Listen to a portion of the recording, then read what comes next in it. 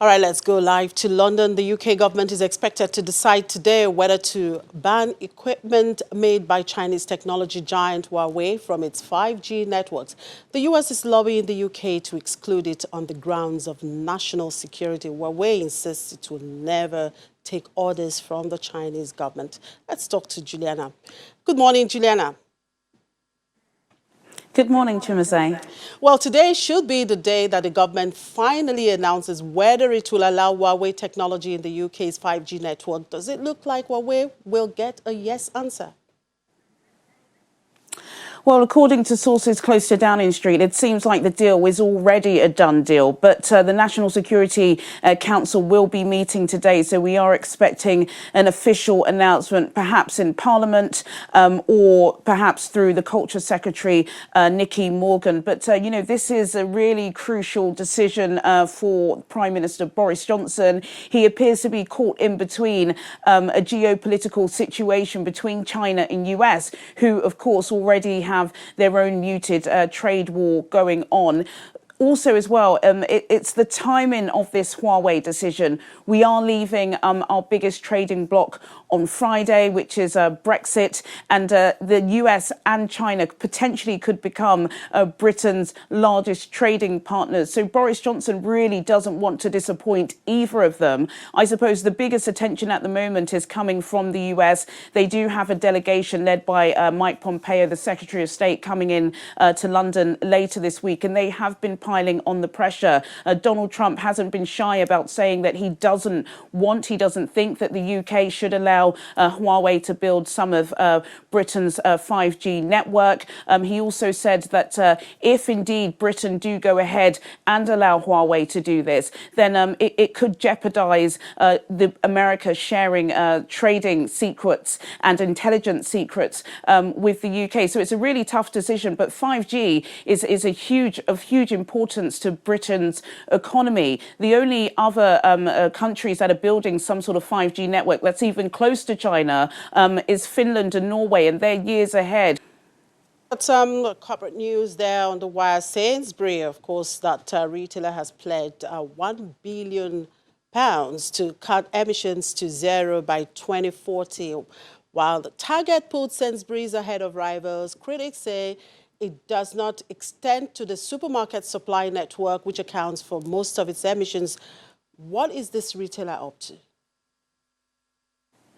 Well, you know, we've been speaking about it for quite a while now. The emissions race, they're calling it the global emissions arms race, is really what big companies in the West are really trying to push to. They're trying to outdo the government in trying to cut their emissions to net zero rates. And Sainsbury's, the second largest supermarket in Britain, have tried to beat Tesco by saying within the next 2 decades, they're going to really trying to reduce their net zero emissions. At the moment, I think they produce about 1 million tons of carbon a year, which is staggering. They say they'll try and do this by reducing the amount of vehicles that deliver home groceries. Also, as well, plastic. Plastic is a huge issue. In the UK, you already have to pay for your plastic bags if you're going to shopping, but they're trying to reduce that in their amounts of food. There has been some criticisms because some people say that, look, you know, this is, again, another dip in the ocean, that there are so many other emissions that are caused with Sainsbury's, and it's not Sainsbury's alone, it's their third party members that they will need to tackle. But look, you know, they're trying to do their very best. Tesco have already had a similar announcement last month, and they said they'll be trying to reduce by this amount in 2050. So the fact that Sainsbury's has said 2040 is 10 years earlier, so they seem to be ahead of the race at the moment, but there's still a long, long way to go. All right, Juliana, I'm sure you have more update for us later in the day when you'll be talking to BC. Well, and just before we move to the FMDQ marketplace, here is a short recap of equities trading yesterday. Market sentiment weighed as the impact of CBN's hike in cash reserve ratio by 500 basis points to 27.5% weighed down the banking stocks. Consequently, the NSE All-Share Index pared by 0.26% to 29,552.99. The total volume of trades increased by 140.59%. 0.5% to 444.04 million units, valued at 3.35 billion naira and exchanged in 4,306 deals. Veritas Cap was the most traded stock by volume at 226.56 million units, and Zenith Bank was the most traded by value at 988.96 million. All right, it's the second day of trading after the MPC's hawkish move. Let's get today's outlook for the fixed income and currency markets. Ajibola Ero Phillips joins me now from the FMDQ marketplace. Good morning, Ajibola. So we saw bearish sentiment on the market yesterday. How have the markets kick-started the day today?